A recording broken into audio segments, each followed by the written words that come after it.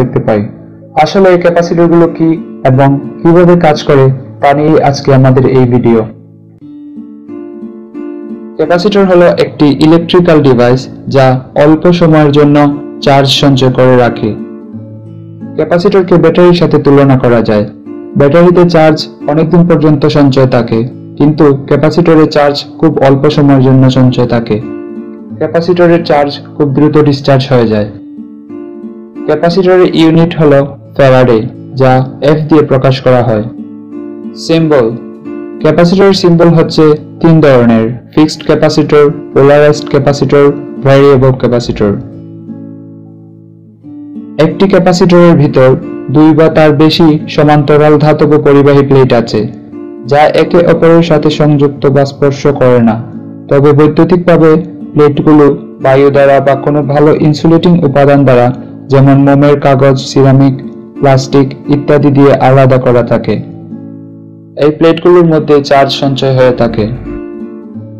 একটি ক্যাপাসিটরের প্লেটগুলোর মধ্যে যে ইনসুলেটিং লেয়ার থাকে, এই লেয়ারকে সাধারণত ডাই ইলেকট্রিক বলা হয়। ক্যাপাসিটেন্স। ক্যাপাসিটরের বৈদ্যুতিক এনার্জি বা চার্জ সঞ্চয় করে রাখার ধর্মকে ক্যাপাসিটেন্স বলে। চলুন দেখি কিভাবে ক্যাপাসিটর কাজ করে। এইখানে দুটি মেটাল প্লেট আছে। প্লেট দুটিতে সমান পরিমাণ পজিটিভ এবং নেগেটিভ চার্জ আছে, অর্থাৎ প্লেটগুলো ইলেকট্রিক্যালি নিউট্রাল। এখন যদি একটি ব্যাটারিকে প্লেট দুটির সাথে যুক্ত করে দিই, তাহলে যে প্লেটটি ব্যাটারির পজিটিভ প্রান্তের সাথে যুক্ত, ওই প্লেটের ইলেকট্রন ব্যাটারির পজিটিভ প্রান্ত দিয়ে প্রবেশ করে অপর প্লেট যা ব্যাটারির নেগেটিভ প্রান্তের সাথে যুক্ত, তার মাঝে ইলেকট্রন জমা হবে। এইভাবে এক প্লেট থেকে অন্য প্লেটে ইলেকট্রন জমা হতে থাকবে।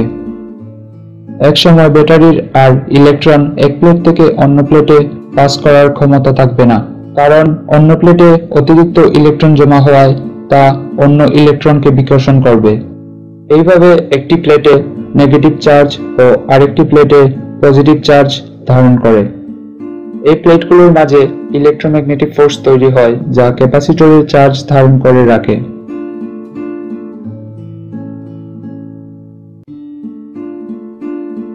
এখন যদি ব্যাটারিকে সরিয়ে একটি এলইডি লাইট লাগিয়ে দেওয়া হয়, তাহলে এক প্লেট থেকে ইলেকট্রন পাস হয়ে এলইডি লাইটের ভিতর দিয়ে অন্য প্লেটে যেতে থাকবে, আর এলইডি লাইটের ভিতর দিয়ে ইলেকট্রন ফ্লো হওয়ার কারণে এলইডি লাইটটি জ্বলে উঠবে। এক প্লেট থেকে অন্য প্লেটে চার্জ পাস হতে থাকবে যতক্ষণ না পর্যন্ত প্লেটগুলো আগের মতো ইলেকট্রিক্যালি নিউট্রাল না হবে। প্লেটগুলোর চার্জ আগের অবস্থায় ফিরে আসলে, অর্থাৎ নিউট্রাল হয়ে গেলে, এলইডি লাইটটি বন্ধ হয়ে যাবে। এইভাবেই ক্যাপাসিটর চার্জ ধারণ করে রাখে এবং ডিসচার্জ হয়। Types of capacitor. ক্যাপাসিটর মূলত দুই প্রকার: fixed capacitor and variable capacitor. Fixed capacitor আবার দুই প্রকার: পোলার ক্যাপাসিটর ও নন পোলার ক্যাপাসিটর। পোলার ক্যাপাসিটরের সিম্বল দেখতে এই রকম হয়। এই ক্যাপাসিটরের পোলারিটি আছে, এক প্রান্তে পজিটিভ ও অন্য প্রান্তে নেগেটিভ থাকে, অর্থাৎ পজিটিভ প্রান্তে পজিটিভ চার্জ ও নেগেটিভ প্রান্তে নেগেটিভ চার্জ থাকে। নন পোলার ক্যাপাসিটরের কোনো পোলারিটি থাকে না, অর্থাৎ কোনো পজিটিভ ও নেগেটিভ প্রান্ত নেই। Variable capacitor. এই ক্যাপাসিটরগুলোর মান প্রয়োজন অনুসারে বাড়ানো কমানো যায়, অনেকটা ভেরিয়েবল রেজিস্টরের মতো।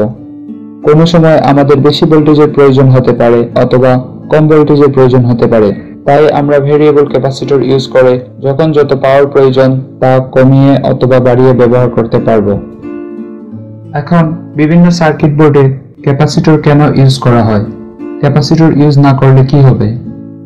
ক্যাপাসিটর অনেক ধরনের কাজে ব্যবহার করা হয়, যেমন এসিকে আমরা ডিসিতে ডায়োডের মাধ্যমে কনভার্ট করতে পারি, কিন্তু তা পুরোপুরি ডিসি আউটপুট পাওয়া যায় না। ডায়োডের সাথে একটি ক্যাপাসিটর ব্যবহার করলে তা স্মুথ ডিসি আউটপুট পাওয়া যায়। সিগন্যাল ফিল্টারিং হলো ক্যাপাসিটর ব্যবহার করার আরেকটি উদাহরণ। Capacitor low frequency signal block করে দেয় এবং হাই ফ্রিকোয়েন্সি সিগন্যাল পাস করে।